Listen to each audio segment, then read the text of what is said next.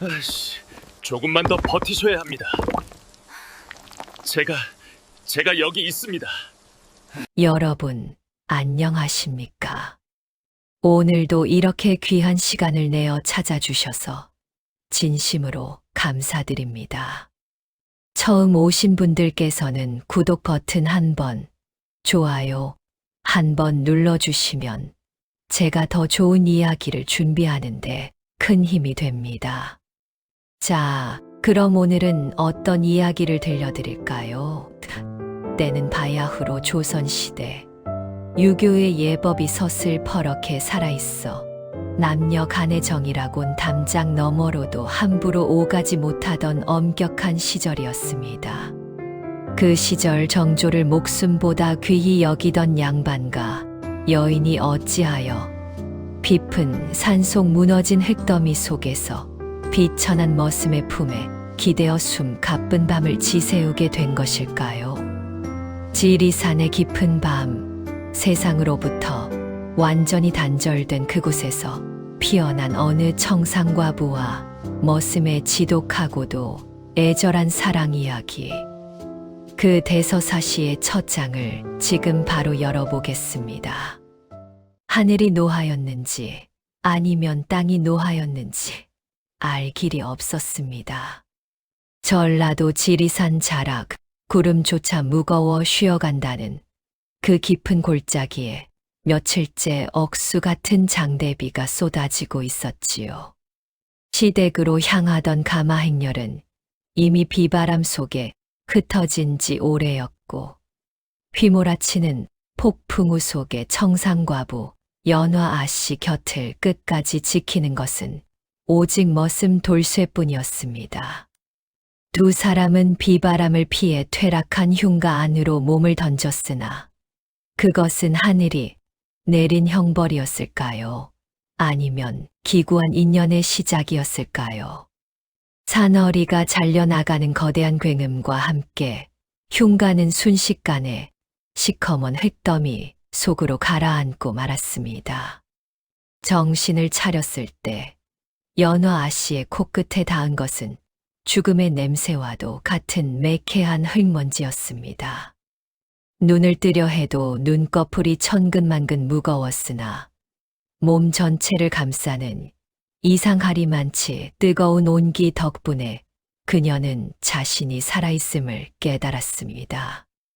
그것은 차가운 빗물도 따뜻한 아랫목의 온기도 아니었지요.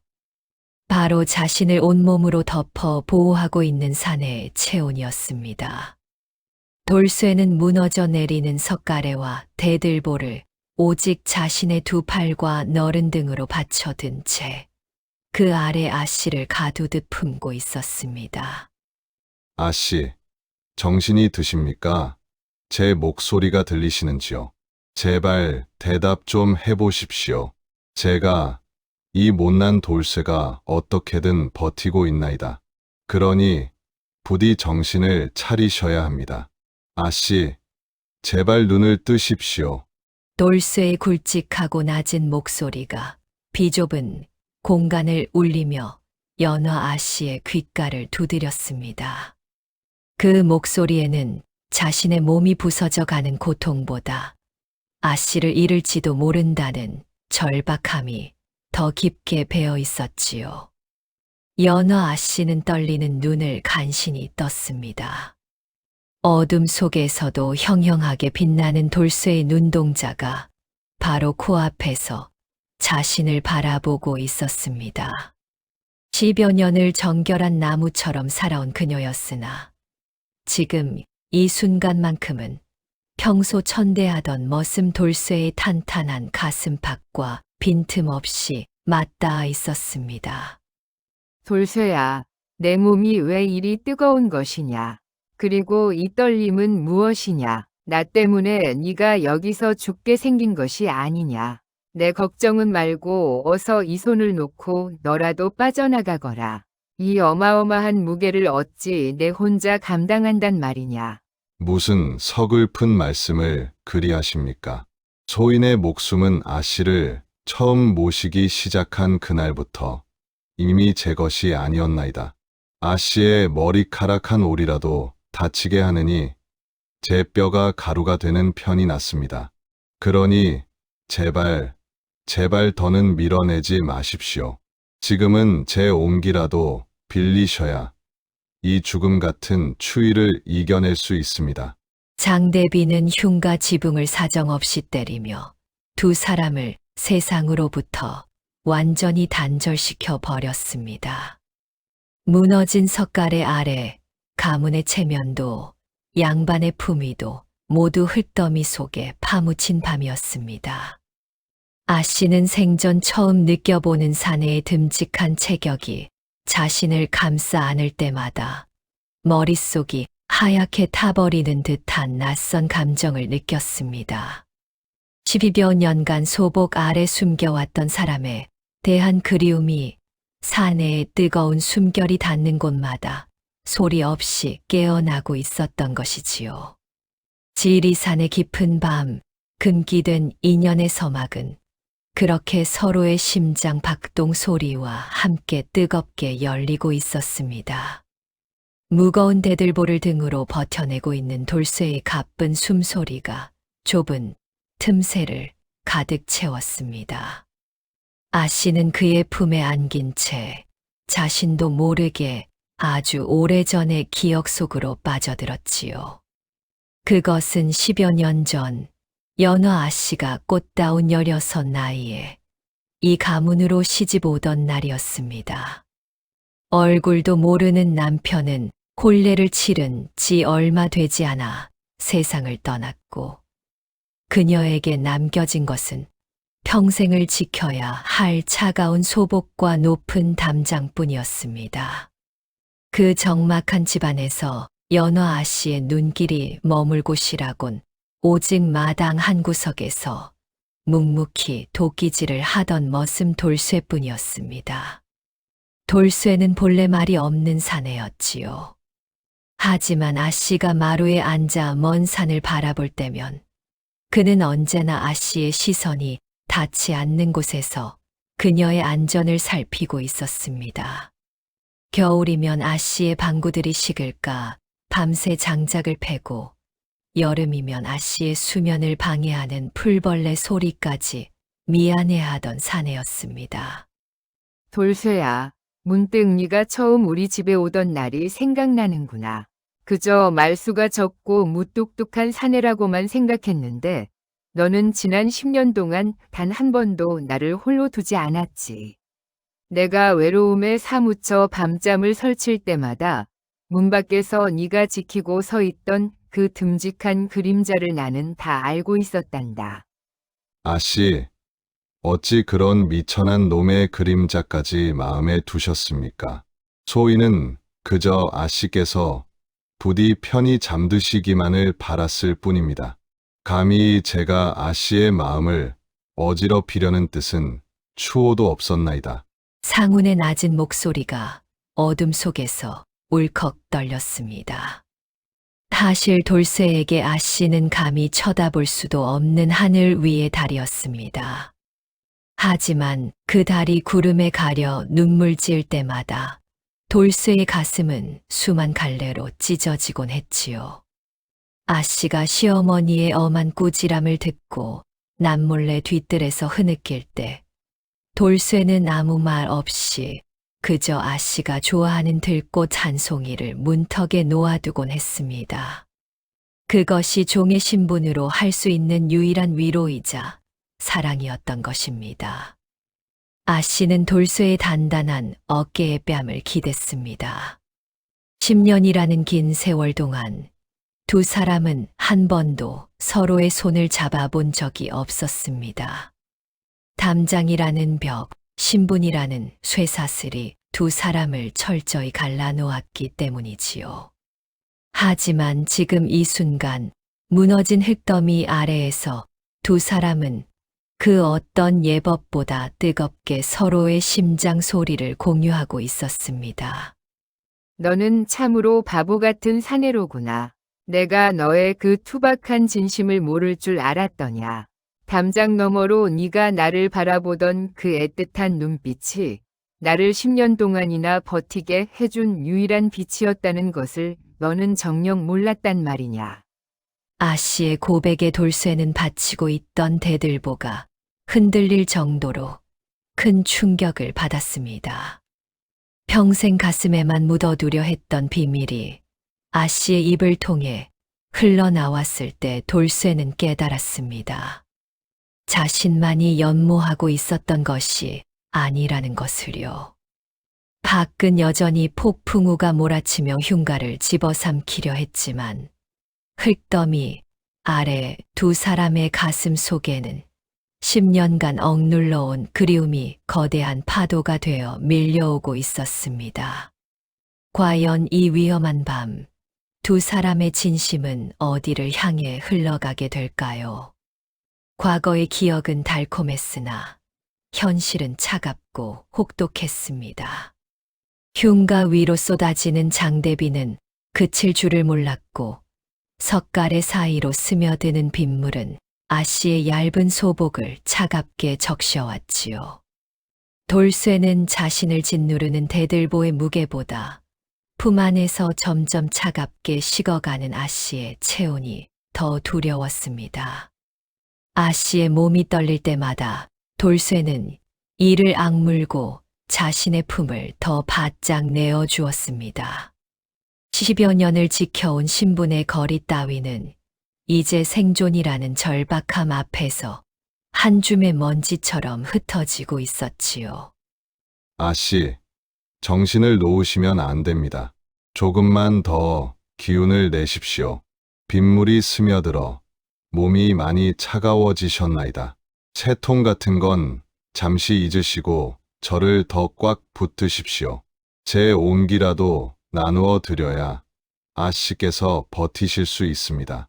돌쇠의 거친 손이 아씨의 차가워진 어깨를 조심스레 감싸 안았습니다.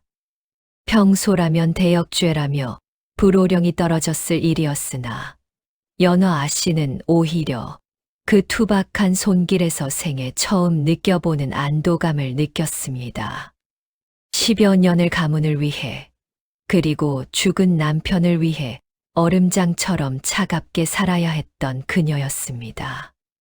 하지만 지금 이 흙더미 아래에서 그녀를 살리고 있는 것은 가문의 예법이 아니라 가장 비천하다 여겼던 머슴의 뜨거운 피와 단단한 심장 소리였습니다. 돌쇠야, 내가 평생을 지켜온 것들이 이 흙더미 아래에선 아무런 소용이 없구나. 가문의 명예도 여인의 정조도 이 차가운 빗물 한 줄기조차 막아주지 못하는 것을. 나는 왜 그토록 스스로를 가두며 살아왔을까? 지금 이 순간 내 심장 소리가 이토록 가깝게 들리는데 말이다. 아씨의 눈물 섞인 목소리가 돌쇠의 가슴팍에 닿았습니다. 돌쇠는 아무런 대답도 할 수 없었습니다. 그저 자신의 가슴을 더 내어주며 아씨의 한기를 막아줄 뿐이었지요. 그런데 바로 그때였습니다. 멀리서 빗소리를 뚫고 사람들의 외침 소리가 희미하게 들려오기 시작했습니다. 아씨, 돌쇠야, 어디 있느냐? 시대 가솔들이 두 사람을 찾아 산을 뒤지기 시작한 것이었습니다. 구조의 소리는 반가워야 마땅했으나 두 사람의 얼굴에는 동시에 짙은 그림자가 드리워졌습니다. 만약 지금 이 모습 그대로 발견된다면 어찌 될까요? 산사태 때문이었다는 변명은 통하지 않을 것입니다. 머슴의 품에 안겨 밤을 지새운 양반과 여인에게 기다리는 것은 구원 대신 죽음보다 더한 치욕일 것이 분명했기 때문입니다. 살고 싶다는 본능과 들켜서는 안 된다는 공포가 뒤섞이며 흉가 안의 공기는 더욱 무겁게 가라앉았습니다. 아씨, 사람들의 소리가 들립니다. 곧 이쪽까지 올 것입니다. 하지만 지금 이 모습으로 나가시면 아씨의 명성에 씻을 수 없는 흠이 생길까 두렵습니다. 제가 어떻게든 아씨를 먼저 내보내고 저는 나중에 따로 나갈 길을 찾아보겠나이다. 아니다, 돌쇠야. 이 무게를 홀로 견디고 있는 너를 두고 나만 어찌 나간단 말이냐. 만약 사람들이 우리를 이대로 본다 해도 나는 이제 두렵지 않다. 지난 10년간의 정막보다 너의 이 뜨거운 품 안에서 보낸 짧은 시간이 내게는 더 살아있는 것 같구나. 아씨는 결심한 듯 돌쇠의 목덜미를 더욱 깊게 감싸 안았습니다. 밖에서는 수색 대의 횃불이 비바람을 뚫고 점점 다가오고 있었고, 흙더미 아래 두 사람의 운명은 이제 한치 앞을 알 수 없는 벼랑 끝으로 내몰리고 있었습니다. 하지만 역설적이게도 죽음과 치욕이 기다리는 그 문턱에서 두 사람의 마음은 생전 처음으로 온전하게 하나가 되어 타오르고 있었습니다. 다가오는 발자국 소리가 흉가 근처까지 도달했습니다. 이쪽이다. 여기 지붕이 무너진 흔적이 있다. 사람들의 다급한 목소리가 들릴 때마다 돌쇠의 팔 근육은 터질 듯 부풀어 올랐습니다. 아씨를 지켜야 한다는 일념 하나로 그는 자신을 짓누르는 수백 근의 무게를 견뎌내고 있었지요. 이제 잠시 후면 흙더미가 치워지고 세상의 눈이 두 사람을 향할 것입니다. 연어 아씨는 자신의 흐트러진 옷무새를 정리할 생각조차 하지 않았습니다. 오히려 돌쇠의 땀에 젖은 얼굴을 가만히 응시했지요. 만약 이것이 생의 마지막 순간이라면 그녀는 위선적인 양반가의 여인이 아니라 한 사내의 진심 어린 연정을 받은 여인으로 기억되고 싶었습니다. 아씨는 돌쇠의 귀에 대고 아주 작게 하지만 단호하게 속삭였습니다. 돌쇠야, 혹여 사람들이 우리를 발견하거든 너는 그저 나를 구하려 했다고만 하거라. 모든 것은 내가 시킨 일이라 말하거라. 내 목숨만은 내가 무슨 수를 써서라도 지킬 것이다. 아씨, 어찌 그런 말씀을 하십니까? 소인이 죽는 한이 있어도 아씨의 이름에 먹칠을 하게 두지는 않을 것입니다. 이놈은 본래 천한 목숨이나 아씨는 귀하신 몸이 아니십니까? 부디 저를 밀쳐내시고 살아남으셔야 합니다. 그 순간 위에서부터 흙더미가 무너져 내리며 한 줄기 빛이 좁은 틈새로 쏟아져 들어왔습니다. 수색 대의 횃불이 두 사람의 얼굴을 비추기 시작한 것입니다. 찾았다. 여기 아씨가 계신다. 사람들의 함성 소리와 함께 두 사람을 갈라놓으려던 세상의 손길이 닿기 시작했습니다. 하지만 돌쇠는 마지막 순간까지 아씨의 머리 위를 막아선 팔을 풀지 않았습니다. 세상의 모든 예법과 비난이 쏟아져 들어오는 그 찰나에도 두 사람의 시선은 서로를 놓지 못한 채 뜨겁게 얽혀 있었습니다. 과연 이 빛 뒤에 기다리는 것은 가혹한 심판일까요? 아니면 또 다른 기적일까요?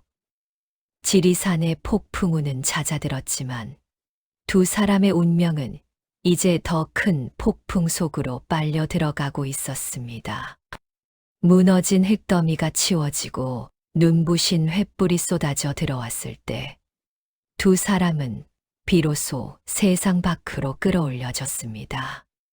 돌쇠는 아씨를 안전하게 내보낸 뒤에야 온몸의 힘이 풀린 듯 바닥에 주저앉았지요.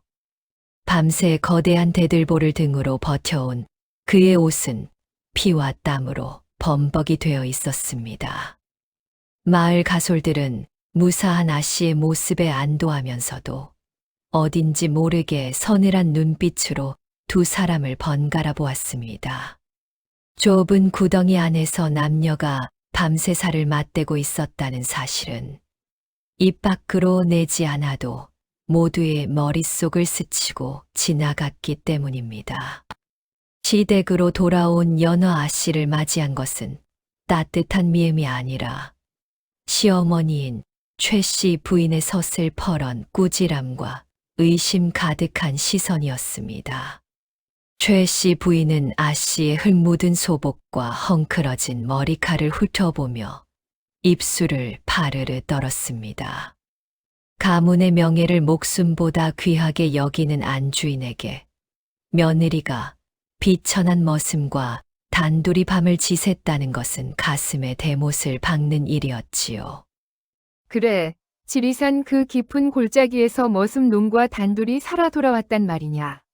가문이 이름에 먹칠을 하지 않은 것인지 내 내눈을 보고 확인해야겠구나.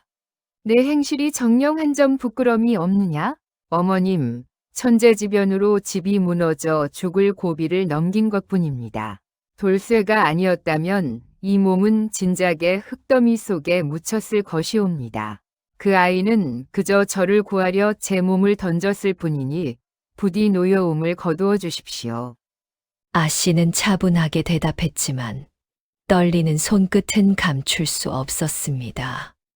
한편 광에 갇힌 돌쇠는 매질보다 더 고통스러운 생각에 잠겨 있었습니다.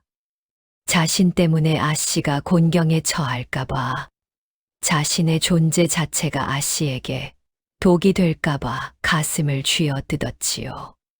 상운의 묵직한 한숨 소리가 차가운 광 안을 가득 채웠습니다. 어둠이 내린 밤, 연어 아 씨는 모두가 잠든 틈을 타 몰래 광으로 향했습니다. 문틈 사이로 보이는 돌쇠의 모습은 참혹했지요. 아 씨를 받치느라 어깨는 시퍼렇게 멍들었고 여기저기 찢긴 상처에선 여전히 피가 배어 나오고 있었습니다. 아 씨는 소리 없이 흐느끼며 문설주를 붙잡았습니다. 자신을 위해 목숨을 걸었던 사내가 이제는 자신 때문에 매질을 당할 처지에 놓인 것이 너무나 가슴 아팠던 것이지요. 돌쇠야, 자느냐? 나 때문에 내 몸이 이 지경이 되었구나. 어머님께 내가 백방으로 말해보았으나 네가 당할 매질을 막을 길이 없어 이 내 가슴이 무너지는 것만 같다. 차라리 내가 그 매를 대신 맞고 싶구나. 아씨, 어찌 이곳까지 오셨습니까? 누가 보기라도 하면 큰일 납니다.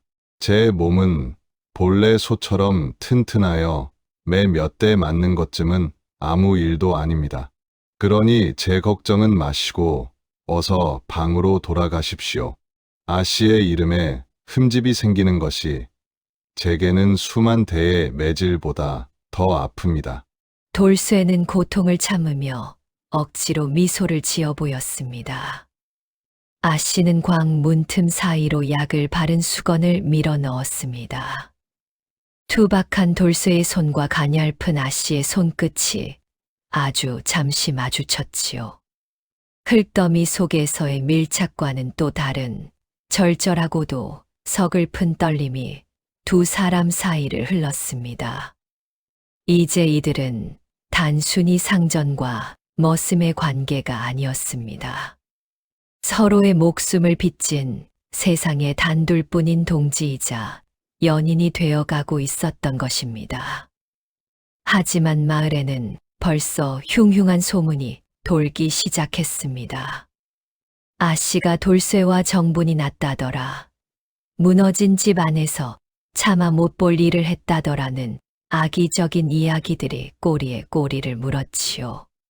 최 씨 부인의 귀에도 이 소문이 들어가는 것은 시간 문제였습니다.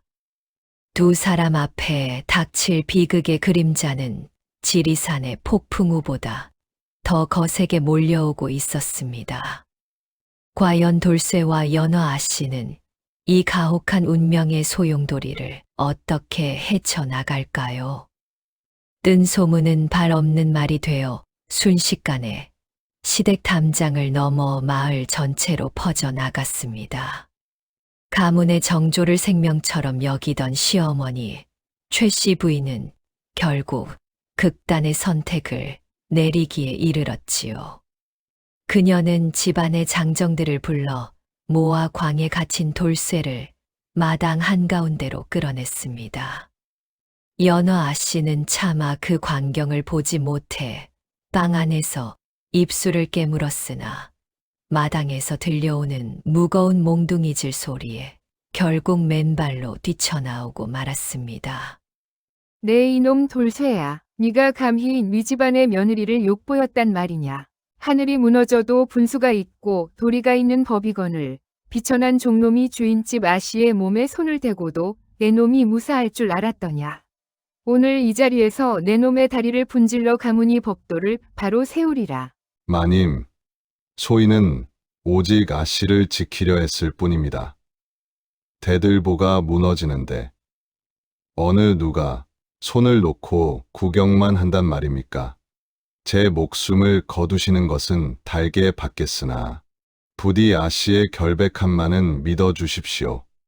아씨는 한 점 부끄럼 없는 분이십니다. 돌쇠의 처절한 외침에도 몽둥이질은 멈추지 않았습니다. 상운의 묵직한 신음이 마당 가득 울려 퍼졌고 돌쇠의 흰 무명옷은 금세 붉은 피로 물들어갔지요. 그 모습을 본 연화 아씨는 더 이상 참지 못하고 시어머니 앞에 무릎을 꿇었습니다. 그녀의 눈에는 서러움과 분노가 서린 눈물이 그렁그렁 맺혀 있었습니다. 어머님, 멈추어 주십시오. 정녕 이 아이를 죽여야만 가문이 체면이 서는 것입니까? 이 아이는 저를 구한 은인입니다. 흙더미 속에서 제 대신 죽어가던 이 아이를 죽이려거든 차라리 저를 먼저 벌하십시오. 닥치거라. 가문이 안주인이 될 자가 어찌 저런 미천한 것의 편을 든단 말이냐. 네가 정녕 미친 것이로구나. 저놈과 밤새 무슨 짓을 했길래 이토록 정신을 못 차린단 말이냐. 맞습니다. 어머님, 저 아이와 함께 있었습니다. 하지만 그것은 음탕함이 아니라 10년간 얼음장 같던 제 가슴에 처음으로 닿은 사람의 온기였습니다. 어머님께서 강요하신 그 허울 좋은 예법 속에 죽어있던 저를 저 아이가 목숨 바쳐 살려낸 것이란 말입니다. 아씨의 파격적인 선언에 마당에 모인 모든 이들이 숨을 죽였습니다. 그것은 당시 조선 사회에서는 상상도 할 수 없는 자신의 모든 것을 내던진 고백이었지요. 시어머니 최 씨 부인은 뒷목을 잡으며 쓰러질 듯 비틀거렸습니다. 아씨는 피투성이가 된 돌쇠의 곁으로 다가가 그의 거친 손을 꽉 잡았습니다. 수많은 눈동자가 자신들을 지켜보고 있었으나 아씨는 더 이상 부끄럽지 않았습니다. 돌쇠는 고통 속에서도 자신을 붙잡은 아씨의 손길에 눈물을 흘렸습니다. 신분의 벽을 허물고 마당 한복판에서 맞잡은 두 사람의 손. 그것은 가문과 세상에 대한 선전포고이자 죽음보다 깊은 사랑의 증표였습니다. 하지만 분노한 가문의 법도는 이들을 그대로 두지 않을 것입니다. 마을 밖으로 내쫓기거나 더 가혹한 처벌이 기다리고 있는 상황. 이제 두 사람에게 남은 길은 오직 하나, 아무도 찾지 못하는 곳으로의 도주뿐이었습니다. 지리산의 푸른 새벽이 밝아오고 있었으나 두 사람 앞에는 더 험난한 운명의 파도가 기다리고 있었습니다.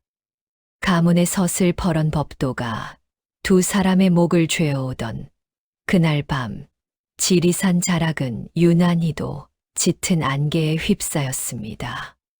시어머니의 노여움은 가라앉을 기미가 보이지 않았고 돌쇠는 다음 날이면 관가로 넘겨져 모진 고초 끝에 목숨을 잃을 처지였지요. 연화 아씨는 결심했습니다. 12여 년간 자신을 가두어 온 담장을 허물고 자신을 대신해 피를 흘린 저 사내와 함께 어둠 속으로 몸을 던지기로 말입니다. 모두가 잠든 축시 아씨는 소리 없이 광문을 열고 피투성이가 된 돌쇠를 부축해 집을 나섰습니다. 비단신 대신 집신을 신고 고운 옷까지 대신 투박한 무명보자기를 든 아씨의 발걸음엔 망설임이라곤 찾아볼 수 없었지요. 마을을 벗어나 산길로 접어드는 두 사람의 뒤편으로 멀리서 횃불들이 일렁이기 시작했습니다. 가문의 명예를 더럽힌 죄인을 잡으려는 추격대였습니다. 돌쇠는 만신창이가 된 몸으로도 아씨의 손을 놓지 않았습니다. 가파른 고갯길을 오르며 숨이 턱 끝까지 차오르고 거친 가시덤불이 아씨의 고운 살결을 핥히었으나 두 사람은 뒤를 돌아보지 않았습니다. 칠흑 같은 어둠 속에서 오직 서로의 거친 숨소리만이 유일한 이정표가 되어 주었지요. 아씨는 발등이 깨지고 피가 나도 내색하지 않았습니다. 오히려 자신을 부축하는 돌쇠의 떨리는 어깨를 다독이며 한 걸음 한 걸음 지리산 깊은 품으로 파고들었습니다. 아씨, 저를 버리고 가셔야 합니다. 소인 때문에 어찌 이런 고생을 하십니까? 추격대의 함성 소리가 점점 가까워지던 무렵 두 사람이 마주한 것은 깎아지른 듯한 절벽이었습니다. 발 아래로는 천길 낭떠러지, 아래로 세찬 계곡물이 소용돌이치고 있었고 뒤쪽으로는 횃불을 든 장정들이 포위망을 좁혀오고 있었지요. 이제 더 이상 도망칠 곳은 없었습니다. 안개 낀 달빛 아래 서 있는 두 사람의 모습은 마치 한 폭의 서글픈 수묵화와도 같았습니다. 아씨는 두려움에 떠는 대신 돌쇠의 거친 손을 더욱 꽉 맞잡았습니다. 세상은 그들을 향해 음탕한 죄인이라 손가락질했지만 그 순간 그들의 눈동자엔 오직 서로를 향한 숭고한 진심만이 빛나고 있었습니다. 추격대의 우두머리가 활시위를 당기며 외쳤습니다. 지금이라도 투항하면 목숨만은 살려주겠노라고 말입니다. 하지만 아씨는 알고 있었습니다. 돌아가는 순간 그녀는 다시 차가운 감옥 같은 방에 갇힐 것이고 돌쇠는 비참하게 죽임을 당할 것이라는 사실을요. 아씨는 돌쇠를 향해 나지막이 미소 지었습니다. 그 미소는 10여 년간 단 한 번도 보여주지 않았던 여인으로서 가장 찬란하고 아름다운 미소였습니다. 두 사람은 서로의 눈을 바라보며 깊은 숨을 들이켰습니다. 죽음조차 갈라놓지 못할 인연이라면 차라리 저 깊은 계곡물에 몸을 맡겨 영원히 하나가 되기를 택한 것이지요. 돌쇠야, 다음 생에는 내가 너의 곁에서 평범한 안악으로 태어날 테니 그때는 부디 나를 먼저 찾아와 주겠느냐. 계곡의 거센 물살 속으로 몸을 던진 두 사람의 흔적은 순식간에 사라졌습니다. 추격대는 절벽 아래를 수색했으나 굽이치는 물줄기와 짙은 안개는 끝내 두 사람을 내어주지 않았지요. 세상은 그들이 차가운 물귀신이 되어 죽었다고 믿었습니다. 하지만 운명의 끈은 생각보다 질겼습니다. 정신을 차린 연어 아씨가 눈을 떴을 때 가장 먼저 본 것은 자신을 품에 안고 바위 틈에 걸려있는 돌쇠의 처절한 모습이었습니다. 돌쇠는 물속에서도 아씨의 머리가 바위에 부딪히지 않게 자신의 팔로 감싸 쥐느라 온 팔이 갈기갈기 찢겨 있었습니다. 겨우 목숨을 건진 두 사람이 기어 올라간 곳은 지리산에서도 사람의 발길이 닿지 않는 외딴 동굴이었습니다. 아씨는 젖은 옷을 짜낼 기력조차 없었지만 피투성이가 된 채 쓰러진 돌쇠를 살려야 한다는 일념 하나로 산초를 지식이고 젖은 나무를 모아 불을 지폈습니다. 평생 손에 물 한 방울 묻히지 않고 살아온 양반가 여인이었으나 이제 그녀의 손은 사랑하는 사내를 살리기 위한 거친 구원자의 손이 되어 있었지요. 밤새 돌쇠의 상처를 닦아내며 아씨는 흐느꼈습니다. 신분과 체면이 무너진 그 동굴 안에서 두 사람은 비로소 허울뿐인 이름표를 떼어내고 오직 사내와 여인으로서 마주하게 되었습니다. 아씨, 살아계셨군요. 그것이면 소인은 여한이 없습니다. 그로부터 계절이 2번 바뀌었습니다. 지리산 깊은 골짜기, 화전민들조차 찾지 않는 험준한 곳에 작은 오두막 한 채가 자리를 잡았습니다. 한때는 고귀한 연화 아씨라 불리던 여인은 이제 투박한 삼배옷을 입고 산나무를 캐는 산댁이 되었고, 돌쇠는 억척스럽게 나무를 해다 파는 산사나이가 되었습니다. 그들에게는 더 이상 성씨도 족보도 없었습니다. 세상의 눈으로 보면 이름 없는 도망자였으나 그들의 가슴 속엔 평생 느껴보지 못한 평온함이 깃들었습니다. 해 저무는 저녁 돌쇠가 나무 한 짐을 가득 지고 돌아오면 아씨는 마중 나가 그의 땀방울을 닦아주었습니다. 소박한 보리밥과 산나물뿐인 밥상이었지만 10여 년간 시댁에서 먹었던 그 어떤 산의 진미보다 달콤했지요. 어둠이 내린 오두막 안에서 두 사람은 서로의 손을 잡고 도란도란 이야기를 나누었습니다. 문득문득 추격대의 환청이 들려 몸서리 칠 때도 있었지만 곁을 지키는 듬직한 온기가 그 두려움을 씻어주었습니다. 하지만 행복은 언제나 시샘을 부르는 법이지요. 어느 날 장터에 나무를 팔러 나갔던 돌쇠의 뒤를 누군가 수상쩍은 눈빛으로 쫓기 시작했습니다. 사라진 아씨를 찾기 위해 전국을 뒤지던 가문의 집요한 손길이 이 깊은 산골까지 닿기 시작한 것이었습니다. 그저 이대로 바람처럼 살게 두시면 안 되는 것입니까? 평화롭던 산골 생활의 검은 그림자가 들이우기 시작한 것은 어느 장날이었습니다. 돌쇠는 아씨에게 줄고운 빗 하나를 사기 위해 정성껏 해온 숯을 팔러 장터로 나갔지요. 그런데 숯을 넘기고 돌아서는 돌쇠의 뒤로 예사롭지 않은 눈빛의 사내들이 붙었습니다. 그들은 연화 아씨의 시댁에서 보낸 추노꾼들이었지요. 10년이 넘도록 충직하게 일했던 돌쇠의 걸음걸이와 듬직한 체구는 아무리 누더기를 걸쳐도 숨길 수 없는 표식이었습니다. 추노꾼들은 돌쇠를 바로 덮치는 대신 그의 뒤를 밟아 은거지를 찾아내기로 했습니다. 산길을 오르는 돌쇠의 마음은 오직 집에 있을 아씨 생각뿐이었기에 뒤에서 소리 없이 다가오는 죽음의 그림자를 미처 알아차리지 못했습니다. 돌쇠가 오두막 근처에 다다랐을 때 숲속에서 들려온 마른 나뭇가지 꺾이는 소리에 그는 본능적으로 멈춰 섰습니다.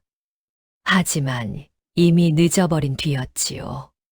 사방에서 서슬퍼런 칼날을 든 사내들이 숲을 헤치고 나타났고 오두막 문을 열고 나오던 연화 아씨는 그 광경을 목격하고 비명을 삼키며 주저앉고 말았습니다.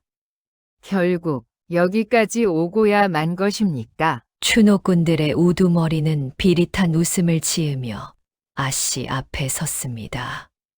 가문의 명예를 더럽히고 도망친 아씨를 죽여서라도 데려오라는 시어머니, 최씨 부인의 명은 엄중했지요.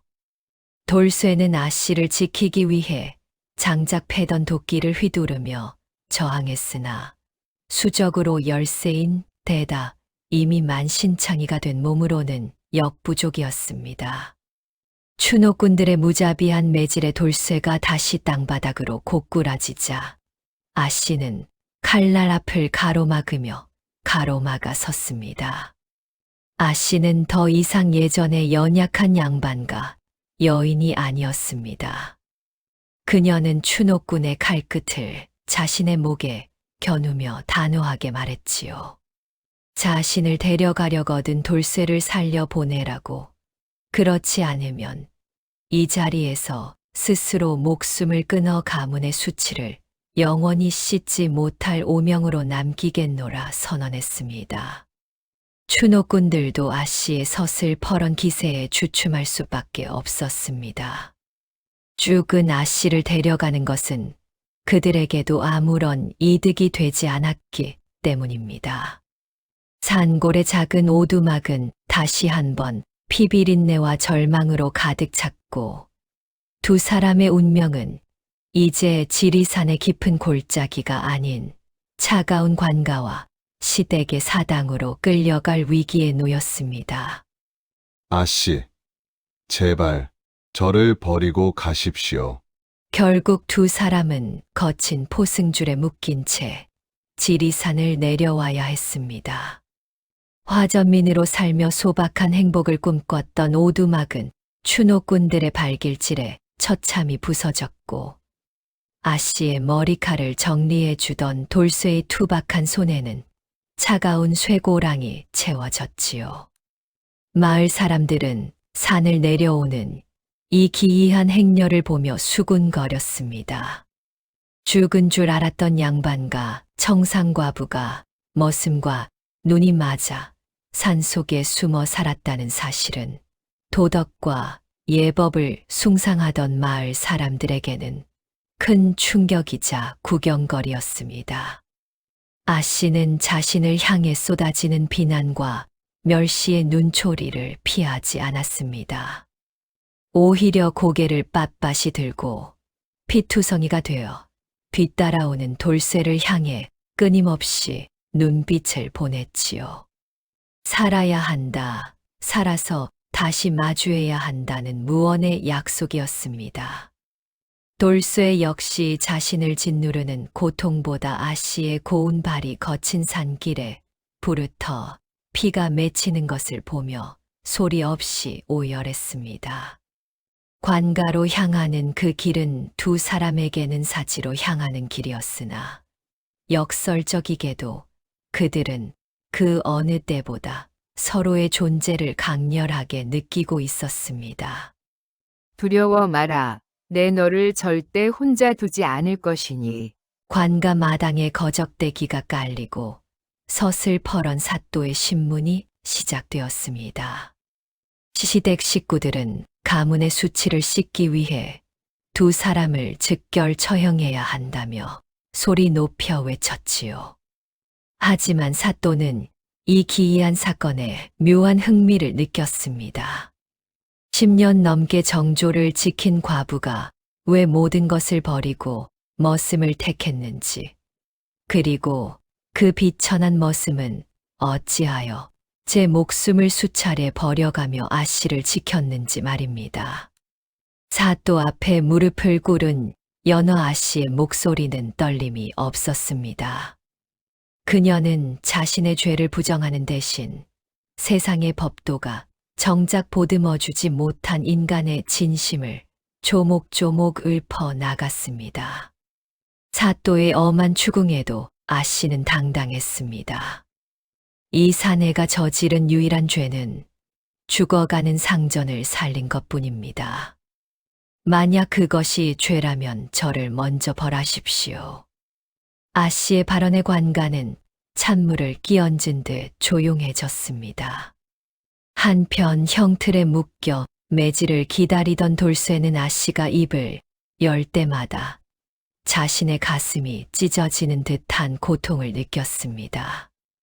그는 사또를 향해 포효하듯 외쳤지요. 모든 것은 자신이 아씨를 겁박하여 벌어진 일이니 아씨만은 살려달라고 말입니다. 서로를 살리기 위해 스스로 죄인을 자처하는 두 사람의 모습에 구경하던 백성들 사이에서도 하나둘씩 탄식이 터져 나오기 시작했습니다. 사또 나리, 모든 것은 이놈이 저지른 대죄이니 저만 죽여주십시오. 관가 마당을 가득 메운 침묵은 무거웠습니다. 사또는 턱수염을 매만지며 형틀에 묶인 돌쇠와 그 옆에 초연하게 앉아있는 연화 아씨를 번갈아 보았지요. 국법에 따르면 이들은 가문의 명예를 더럽힌 중죄인이었으나 서로의 목숨을 구하기 위해 스스로 사지로 걸어 들어온 이들의 눈빛에는 차마 외면할 수 없는 진심이 서려 있었습니다. 시대 가문의 거센 압박과 유교의 엄격한 법도 앞에서 사또는 깊은 고민에 빠졌습니다.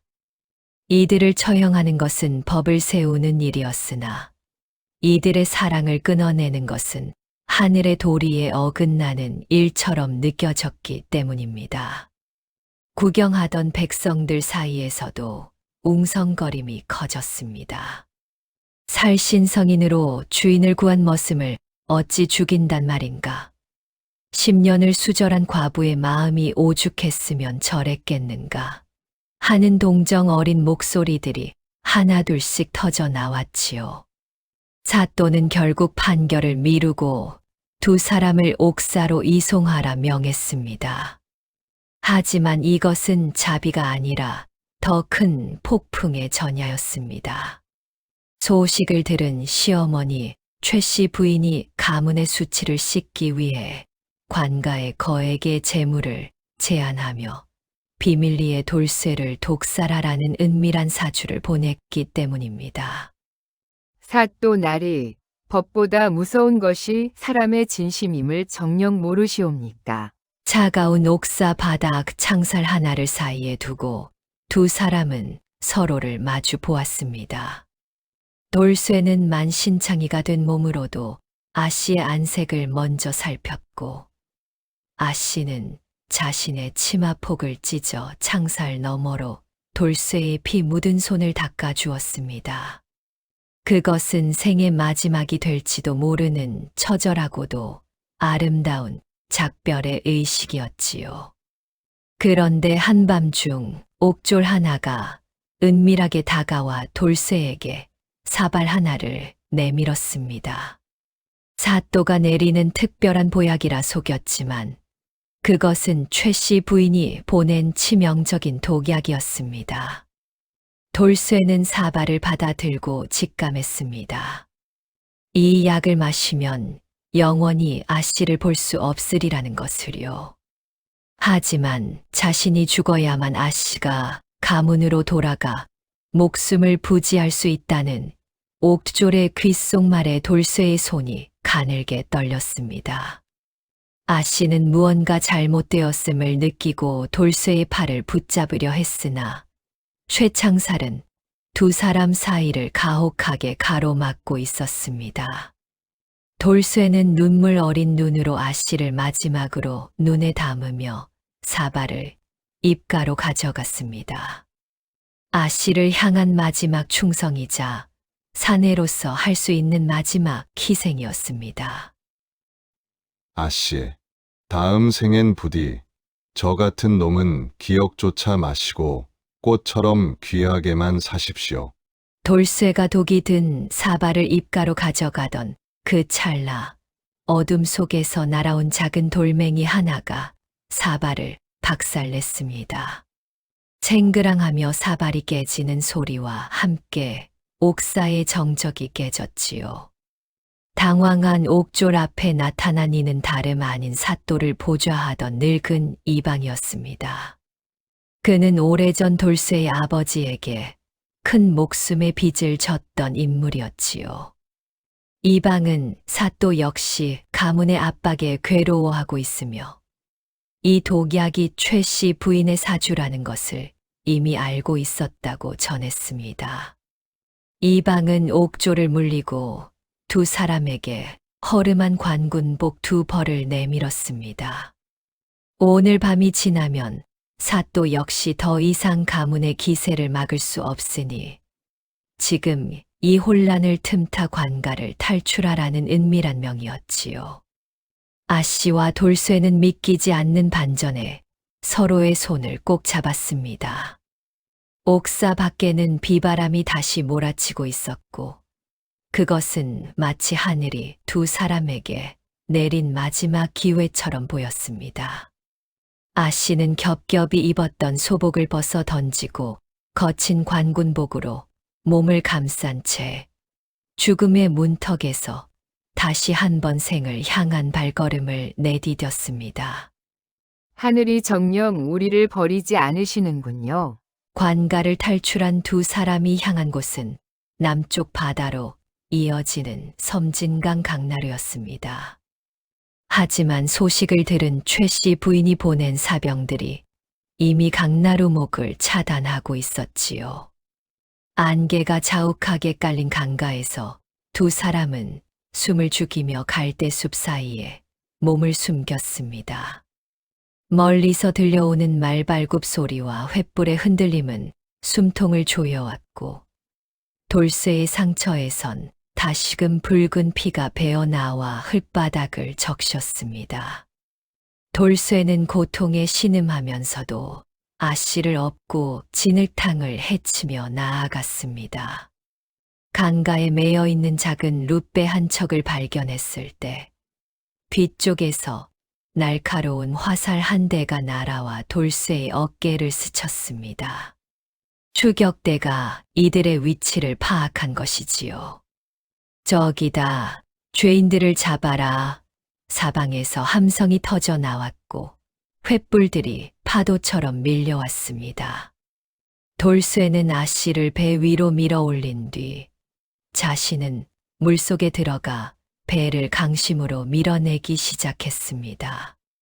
화살비가 쏟아지는 극한의 상황 속에서도 돌쇠의 눈에는 오직 배 위에 선 아씨의 무사함뿐이었습니다. 아씨는 노를 저으려 몸부림치며 물속에서 배를 미는 돌쇠의 손을 붙잡고 절규했습니다. 노를 저으십시오. 아씨, 저를 보지 마시고 저 강 너머로 가셔야 합니다. 섬진강의 거센 물살을 건너고 며칠 밤낮을 숨어 걸어 두 사람이 도달한 곳은 한반도의 끝자락인 남해의 어느 작은 어촌 마을이었습니다. 지리리산의 깊은 숲과는 달리 끝없이 펼쳐진 푸른 바다가 두 사람을 맞이했지요. 이곳에서 그들은 더 이상 양반과 여인 연화와 머슴 돌쇠가 아니었습니다. 그저 풍랑에 떠밀려 온 이름 없는 부부일 뿐이었지요. 마을 사람들은 행색이 초라한 두 사람을 의심스러운 눈초리로 보았지만 돌쇠는 쉬지 않고 부두에서 그물을 깊고 거친 바다실을 도우며 그들의 마음을 사왔습니다. 아씨는 소복 대신 갯비린내 나는 안하게 옷을 입고 평생 잡아본 적 없던 생선 손질을 배우며 손등에 무수한 상처를 입었습니다. 하지만 저녁 노을이 바다를 붉게 물들일 때 고된 일을 마치고 돌아오는 사내의 그림자를 마중 나가는 그 순간만큼은 세상 그 어느 귀부인보다 행복했지요. 가문의 족보에서는 지워졌으나 서로의 마음 속에는 지워지지 않을 이름으로 깊이 새겨진 두 사람. 남해의 거친 바람은 그들의 고단한 과거를 씻어내고 소금기 어린 새로운 삶의 터전을 닦아주고 있었습니다. 이 바다 너머엔 우리를 쫓는 이도, 우리를 묶는 법도도 없으니 이제야 숨을 쉬겠습니다. 그렇게 남해의 파도 소리를 들으며 지낸 지 어느덧 3년이라는 세월이 흘렀습니다. 이제 마을 사람들은 돌쇠를 김선장이라 부르고 아씨를 지리대기라 부르며 이웃으로 받아들였지요. 돌쇠의 어깨는 바다실을 하며 더욱 단단해졌고 아씨의 얼굴엔 귀한 집 여인의 하얀 빛깔 대신 건강한 햇살의 흔적이 깃들었습니다. 두 사람 사이에는 그들을 닮은 아이도 생겨났습니다. 아이의 울음소리가 작은 오두막을 가득 채울 때마다 돌쇠는 10년 전 흉가 대들보 아래서 아씨를 지켜냈던 그날의 맹세를 떠올리곤 했습니다. 가끔 육지에서 들려오는 소식에 의하면 연어 아씨의 시댁 가문은 급격히 몰락하여 이제는 옛 명성을 찾아볼 수 없게 되었다고 했습니다. 자신들을 죽이려 했던 세상의 법도가 무너지는 동안 두 사람은 세상의 가장 낮은 곳에서 가장 단단한 뿌리를 내리고 있었던 것이지요. 아씨는 아이를 품에 안고 수평선을 바라보며 문득문득 지리산의 그 험했던 폭풍우를 생각했습니다. 그날 밤의 산사태가 아니었다면, 그날 밤 돌쇠의 뜨거운 품이 아니었다면, 지금 이 평화로운 파도 소리는 꿈조차 꾸지 못했을 것입니다. 아씨. 아니, 이제는 제 아내요. 평생 제 곁에서 이 바다를 함께 봐주시겠습니까? 남해의 작은 어촌 마을의 평화가 깃든 지도 어느덧 10년의 세월이 흘렀습니다. 돌쇠의 손마디는 굵어지고 아씨의 눈가에는 잔잔한 주름이 자리 잡았으나 두 사람이 서로를 바라보는 눈빛만은 처음 그 흉가에서 마주쳤던 날처럼 여전히 애틋했지요. 그러던 어느 장날 마을 부두의 관복을 입은 한 사내가 나타났습니다. 그는 다름 아닌 과거 옥사에서 두 사람의 탈출을 도왔던 늙은 이방의 아들이었지요. 이제는 어엿한 관리가 되어 부임지를 찾아가던 그가 우연히 이곳에 들렀다가 숯을 나르는 돌쇠의 모습에서 옛 기억을 떠올린 것이었습니다. 그는 돌쇠를 은밀히 불러 세웠습니다. 가문은 이미 풍비박산이 났고 시어머니 최 씨 부인도 한설인 생을 마감했다는 소식을 전해 주었지요. 세상은 이제 두 사람을 잊었으니 더 이상 숨어 살지 않아도 된다는 위로였습니다. 하지만 돌쇠는 그 소식을 듣고도 담담히 웃어 보일 뿐이었습니다. 아씨에게 이 사실을 전하자 그녀 역시 잠시 먼 지리산 쪽 하늘을 바라볼 뿐 돌아가고 싶다는 말은 하지 않았습니다. 그들에게 진짜 고향은 화려한 기와집이 아니라 서로의 체온으로 일궈낸 이 좁고 누추한 오두막이었기 때문입니다. 과거의 이름은 바람에 날려보냈습니다. 저는 그저 이 사내의 아내로 늙어갈 뿐입니다. 다시 세월은 흐르고 흘러 두 사람의 머리 위에도 하얀 서리가 내려앉았습니다. 자식들은 장성하여 육지로 떠났고 이제 오두막에는 처음 시작처럼 오직 두 사람만이 남았지요. 이제 돌쇠는 거친 바다에 나가는 대신 마당에 앉아 그물을 깁고 아씨는 그 옆에서 사내가 좋아하는 쑥개떡을 찌며 소소한 일상을 보냈습니다. 이제는 신분의 벽도 가문의 법도도 죽음의 공포도 그들을 방해할 수 없었습니다.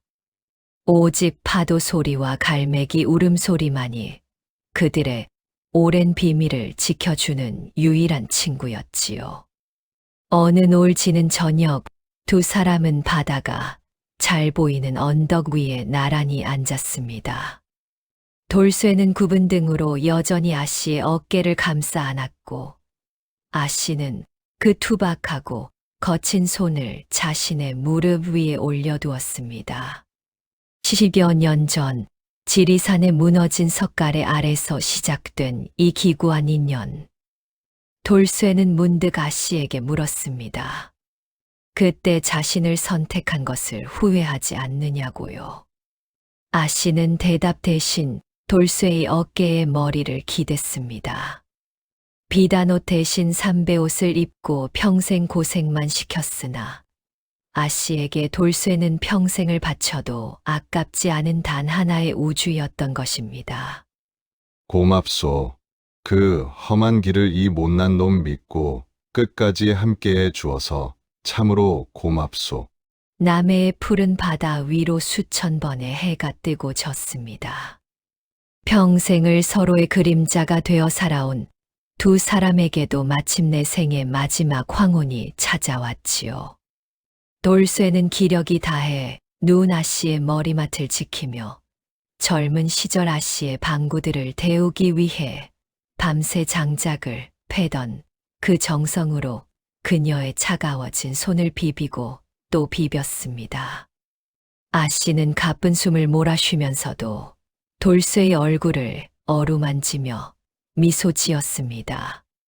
그 미소는 10여 년 전 지리산 흉가에서 대들보를 버티던 돌쇠에게 보여주었던 그 신뢰의 눈빛 그대로였지요. 어느 고요한 밤, 아씨는 돌쇠의 품 안에서 조용히 눈을 감았습니다. 돌쇠는 울지 않았습니다. 대신 아씨의 시신을 정성껏 수습하여 두 사람의 인연이 시작되었던 곳, 지리산의 푸른 숲이 내려다 보이는 양지 바른 언덕에 나란히 누웠습니다.